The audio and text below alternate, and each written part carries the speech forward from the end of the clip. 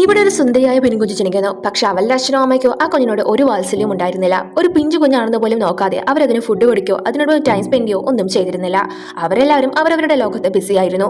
അങ്ങനെ വെറും 3 വയസ്സ് പ്രായമാകുമ്പോൾ തന്നെ അവൾ അവളുടെ കാര്യങ്ങളൊക്കെ സ്വന്തമായി ചെയ്യാൻ പ്രാപ്തിയാകും. സ്വന്തമായി ഫുഡ് ഉണ്ടാക്കാനും ഡ്രസ്സ് ഇടാനും ഷൂസ് ഇടാനും എല്ലാം.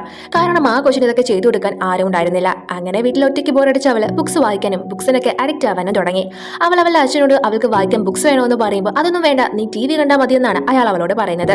അങ്ങനെ ആ 3 വയസ്സുകാരെ സ്വന്തമായിട്ട് ലൈബ്രറിയിൽ പോയി ബുക്സ് എടുത്ത് വായിക്കാനായിട്ട് തുടങ്ങുന്നു.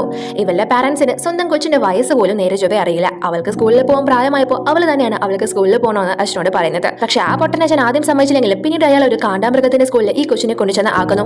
അവിടെ വെച്ച് അവളെ ഒരുപാട് ദ്രോഹിക്കുന്നു. പക്ഷെ അവൾക്ക് അവിടെ ഒരു പ്രിയപ്പെട്ട ടീച്ചറും ഉണ്ടായിരുന്നു. പോകെ പോകെ ഇവൾക്കുള്ള മാന്ത്രിക പവർ അവൾ തിരിച്ചറിയാൻ തുടങ്ങുന്നു. അങ്ങനെ ആ കൊച്ച് ആ ദുഷ്ടിയായ സ്ത്രീയെ അവിടെ നിന്ന് ഓടിക്കുന്നു. അവസാനം അവളുടെ അച്ഛനും അമ്മയും ആ ടീച്ചറിന് സ്വന്തം കൊച്ചിനെ കൊടുത്തിട്ട് അവിടെ നിന്ന് പോകും. പക്ഷെ അവൾക്കതായിരുന്നു ഇഷ്ടവും.